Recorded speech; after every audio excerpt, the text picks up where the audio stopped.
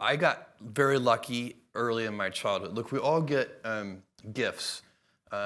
We get certain things in our life that are that we're very lucky about. And one of the most powerful one is who your early role models are. You know, they could be your was your parents. grandfather. It was in a big sense. My mom and dad, but my grandfather too.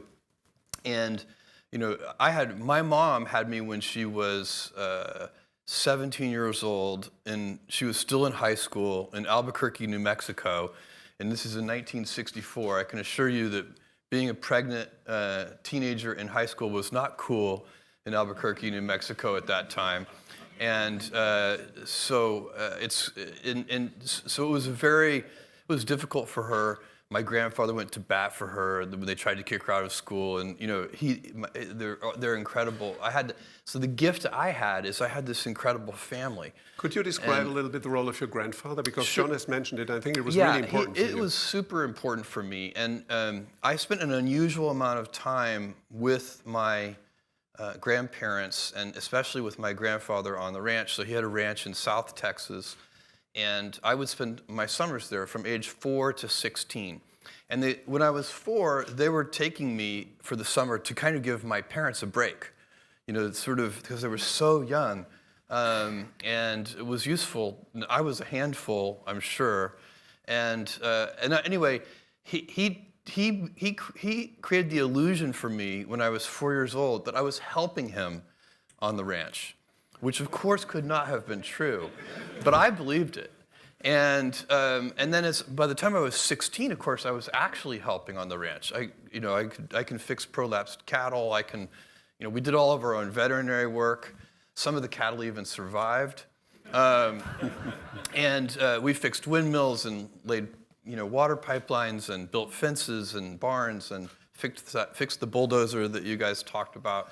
And so one of the things that's so interesting about that lifestyle and about my grandfather is he did everything himself. You know, he didn't call a vet if one of the animals was sick. He figured out what to do himself. And so what does it mean? No delegation? Being resourceful, I think, is that you can't, if there's a problem, there's a solution. And of course, as you mature and get into the business world and anything you do on a team, you very quickly realize that it's not about just your own resourcefulness, it's about team resourcefulness and how does that work. And but that attitude of my grandfather's was but he was full of wisdom. John mentioned the story about the words my grandfather gave to me at one point of, it's harder to be kind than clever.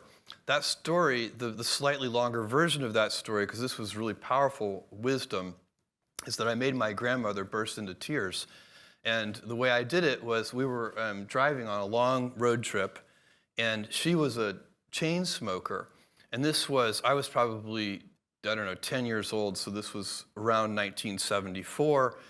And it was in a period of time where there were heavy radio advertisements, sort of anti-smoking radio advertisements, trying to convince people to stop smoking. And one of the advertisements had this figure in it. It said something like, every puff of a cigarette takes so many minutes off of your life. I think it was 2 minutes, but I can't remember. Every puff of a cigarette. So I sat there in the back seat on this long car ride and calculated how many years she had taken off of her life.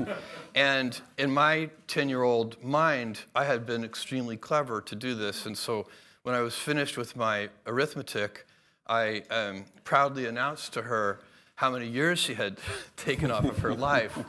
And I got a reaction I did not expect, with her bursting into tears. And so my grandfather stopped the car, and he took me out of the car. And I had no idea what was about to happen because he had never said a cross word to me. And I thought he might actually be angry with me, but he wasn't. He took me out we had some privacy from her. And he said these incredible words. He said, you're gonna figure out one day that it's harder to be kind than clever. Wonderful.